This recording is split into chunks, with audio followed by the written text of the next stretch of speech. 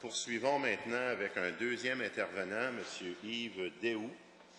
Alors, bienvenue, M. Déhoux. Alors, vous êtes un habitué, vous aussi, M. Déhoux. Alors, s'il vous plaît, un court préambule et ensuite de ça, posez votre question. Bonjour, Monsieur le Président. Bienvenue, Monsieur le Commissaire à l'éthique. Avant tout, je veux adresser mes félicitations à Monsieur le maire Tremblay, qui, à partir d'hier, a contribué à permettre la diffusion en direct sur le site de la Ville de Montréal des travaux du Conseil de Montréal en direct, en termes de projet pilote, qui, à mes yeux, est un geste concret d'ouverture et de transparence. Parlant de transparence, je vous invite tous à consulter la bande vidéo du 23 février 2010 de la période de questions-réponses du public à 15 minutes du début. Je vous demande donc de comparer la question à la réponse. Pas étonnant que je fasse répéter Madame la mairesse Barbe, c'est qu'elle ne répond pas à la question.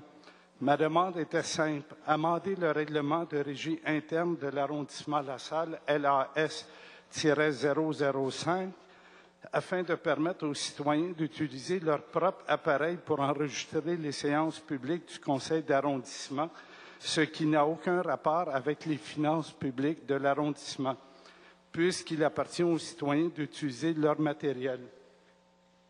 À l'arrondissement Mercier-Hochelaga-Maisonneuve, j'ai pu comprendre qu'on offre aux citoyens d'enregistrer, s'ils le veulent, à partir d'un procès-verbal de l'arrondissement. Monsieur Tremblay, j'ai fait le tour des arrondissements de Montréal en termes de pratique des procès-verbaux des séances de conseil d'arrondissement.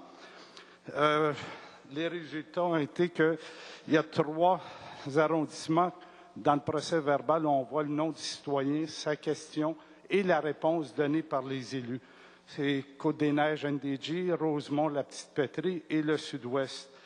Il y a plein d'autres où on indique seulement que les noms des citoyens et le sujet, mais aucune réponse des élus. Alors, M. Déhoux, oui. Si vous avez une question, posez-la. Mais en fait, je vais vous déposer le rapport, M. Tremblay, que je voudrais remettre au greffier de la Ville. Donc, ma question est simple.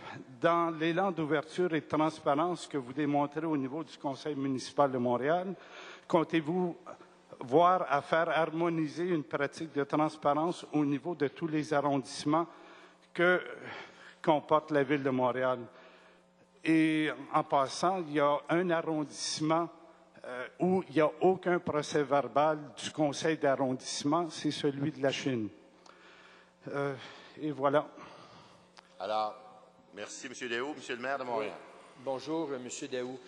Suite à votre présence au Conseil le mois dernier, j'ai fait certaines vérifications, comme vous avez fait des vérifications, et j'ai ici en ma possession la lettre que l'Ombudsman vous a fait parvenir le 14 octobre 2009, parce que vous avez fait les représentations au niveau de l'Ombudsman.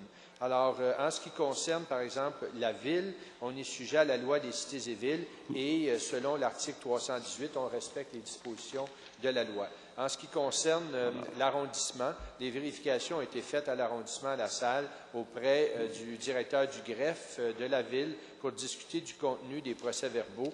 Et je dois vous dire qu'après toutes les vérifications et l'Ombudsman vous dit de façon très claire que, vu ce qui précède, nous n'interviendrons pas davantage et nous fermons ce dossier. Alors ça, c'est la réponse que vous avez eue le 14 octobre. Je peux comprendre, avec la suite de vos représentations, que vous n'êtes pas satisfait. Nous, on fait ici une expérience pilote, comme l'arrondissement Plateau-Mont-Royal a déjà également fait une expérience semblable. Attendons les résultats de notre expérience. Voyons les résultats et partant de là, peut-être que ça aura une influence sur certains arrondissements, mais pour le moment, toutes les dispositions de la loi et des règlements ont été bien respectées et partant de là, c'est la raison pour laquelle on essaie le plus de transparence possible. Le Conseil municipal servira potentiellement d'exemple pour d'autres arrondissements, M. le Président. Merci, M. le maire. Alors, M. Déhoux, si vous avez une question accessoire, s'il vous plaît, sans préambule, posez-la.